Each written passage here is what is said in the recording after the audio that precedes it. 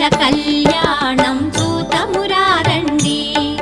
Lakshmi నరసింహుల Vaibhogam చూడగరారండి.